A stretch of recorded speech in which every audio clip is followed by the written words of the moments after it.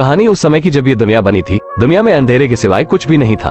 उस अंधेरे से एक बहुत ही भयानक शैतान निकल के आता है जो सभी इंसानों को खाने लगता है। लोग उस शैतान का मुकाबला नहीं कर पाते और उसकी ताकत के सामने गुलाम बनकर रहने लगते हैं। तभी वहाँ जन्म लेता है एक मसीहा जिसका नाम क्रोंक रहता है।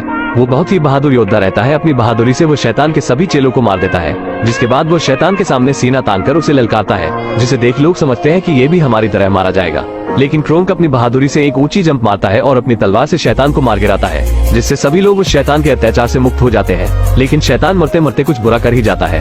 वो अपना एक सींग क्रोंक के सीने में गाड़ देता है, जिस वजह से पूरे 7 दिन तक क्रोंक का खून बहता रहता है और उसके बाद वो मर जाता है। लेकिन लोग उसके खून को जाया नहीं होने देते हैं और सभी उसका थोड़ा थोड़ा खून पी जाते हैं, जिस वजह से उन सभी में भी क्रोंक जैसी ताकत आ जाती है और इन सभी को नाम दिया जाता है बारबेरियन। मसीहा का खून पीने से सभी लोग उसी के जैसे ताकतवर हो जाते हैं।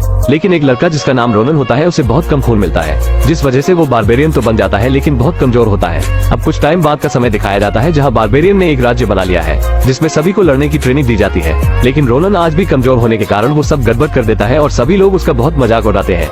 एक दिन उसे शहर की रखवाली का काम दिया जाता है। उसी रात कुछ सिपाही उसके शहर पर हमला करने आ जाते हैं। पूरे शहर को बचाने के लिए उसे एक बीन बजाना था, लेकिन वो इतना कमजोर था कि उसे बजा ही नहीं पाता है। और फिर अचानक से सारे सिपाही शहर पर हमला कर देते हैं। जब तक सभी लोगों को हमले का पता चलता तक बहुत देर हो जाती है, जिस वजह से सभी बारबेरियन ये लड़ाई हार जाते हैं। कमजोर होने के कारण सिपाही रोनन को वहीं छोड़ देते हैं और बाकी सभी को बंदी बनाकर अपने साथ ले जाते हैं। रोनन के चाचा अपने आखिरी पलों में उसे कहते हैं कि उसे उनके पुराने दोस्त के पास जाना होगा जो उसे हमलावरों के बारे में बता सकते हैं। ये सुनकर रोनन अपने साथियों को बचाने निकल पड़ता है। रास्ते में उसे एक और लड़का मिलता है जो एक संगीतकार होता है। कई सारी कठिनाइयों को पार कर आखिर दोनों अपने चाचा के दोस्त के पास पहुंच जाते हैं, जो उन्हें बताते हैं कि सारे सिपाही एक बहुत बड़े राजा के हैं जिसका नाम वल्गाजार है। वो उन्हें बताता है कि उसके पूरे शरीर पर एक खास तरह का कवच है जिस वजह से उसे कोई नहीं हरा सकता है। साथ ही उन्हें पता लगता है राजा को मारने के लिए उन्हें क्रोंक की तलवार चाहिए होगी, केवल उसी से वल्गाजार को मारा जा सकता है।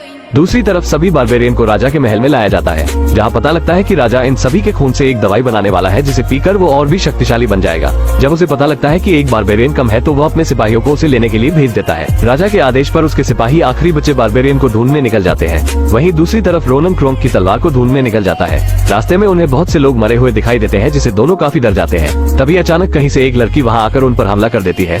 लड़की दोनों को मारने वाली होती है कि तभी दोनों उसे यकीन दिलाते हैं कि हम बारबेरियन हैं, जिस वजह से लड़की उनको छोड़ देती है। लड़की उन्हें बताती है कि उनके यहाँ एक रिवाज है जिसमें अगर कोई योद्धा मुझे हरा देता है तो उसी के साथ मेरी शादी होगी, जिस वजह से अब मैं भी तुम्हारे सफर में तुम्हारे साथ चलूंगी। अपने सफर के दौरान तीनों एक जगह पहुँचते हैं जहाँ ये साला एक बहुत बड़े आदमी से टकरा जाता है, जिस वजह से मोटा आदमी बहुत गुस्सा हो जाता और रोनन को पकड़कर हवा में उठा लेता है। तभी जमीन फाड़कर राजा के सिपाही वहाँ पहुँच जाते हैं जो रोनन को लेने आए होते हैं। सिपाही जैसे ही रोनन को पकड़ता है तो लड़की वहाँ आकर उसका सर ही उड़ा देती है। फिर तीनों वहाँ से अपनी जान बचाकर निकल जाते हैं। राजा को इस बात के बारे में पता लगता है तो वो गुस्से में तीनों को पकड़कर लाने का आदेश दे देता है, लेकिन तब तक रोनन और उसके साथी वहाँ से निकल जाते हैं। राजा के सिपाहियों से बचकर रोनन और उसके साथी एक ऐसी जगह पहुँचते हैं जहाँ से आगे का रास्ता उन्हें एक गिरगिट से पूछना पड़ता है, लेकिन रोनन बिना सोचे समझे आगे बढ़ने लगता है। वो जगह बहुत खतरनाक होती है, जिस वजह से रोनन सब कबाड़ा कर देता है और सबको अपनी जान बचाकर वहाँ से भागना पड़ता है। उसके बाद लड़की उस पर बहुत गुस्सा करती है। आगे बढ़ने पर उन्हें एक बहुत बड़ा किला दिखाई देता है, जिसके अंदर जाने पर उन्हें क्रोंक की तलवार के बारे में पता लग सकता था। लड़की के लाख मना करने पर भी ये साला खुद के ऊपर गायब होने वाली दवाई लगा लेता है।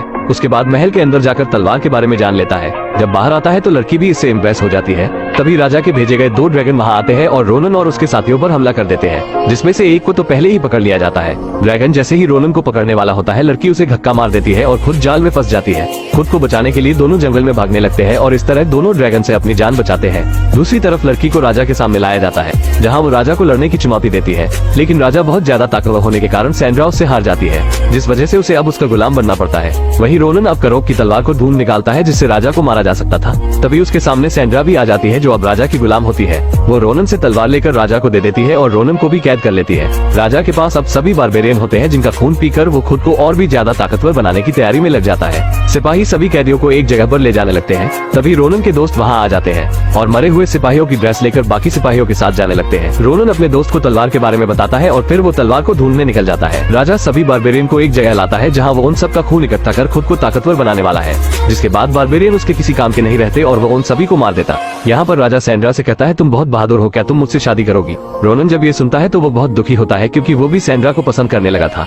दूसरी तरफ उसका दोस्त तलवार का पता लगा लेता है, लेकिन वहाँ खड़े 2 सिपाही उसे देख लेते हैं। उसे कुछ समझ नहीं आता और अपना तंबूरा बजाकर गाना गाने लगता है। जब उसे लगता है गड़बड़ होने वाली है तो जल्दी से वहाँ से भाग जाता है। राजा ने सभी बारबेरियन का खून इकट्ठा कर लिया होता है, लेकिन तभी रोनन का दोस्त तलवार लेकर आता है और रोनन को आजाद कर देता है। इतने में एक सिपाही उसे देख लेता है। रोनन जल्दी से तलवार उठाकर उस पर हमला करता है, लेकिन कमजोर होने की वजह से नीचे गिर जाता है। तलवार के वार से सैनिक को तो कुछ नहीं होता है, लेकिन उसके पीछे का पिल्लर कट जाता है जो दूसरे के पिल्लर से टकराता है और धीरे धीरे सारे बारबेरियन आजाद हो जाते हैं। उसके बाद सारे बारबेरियन मिलकर राजा के सैनिकों पर हमला कर देते हैं और सभी को मारने लगते हैं। राजा सैंड्रा को बारबेरियन से लड़ने का कहता है।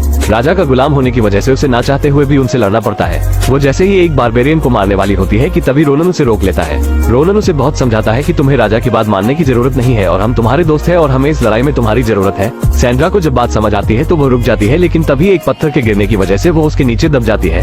इतने में राजा भी उन सभी के खून को पीकर एक बहुत बड़े दानव में बदल जाता है। वो उसी दानव जैसा लग रहा था जिसे शुरुआत में क्रोक ने मारा था। रोनन का दोस्त उसे क्रोक की कहानी के बारे में बताने लगता है, जिससे उसे बहुत हिम्मत मिलती है।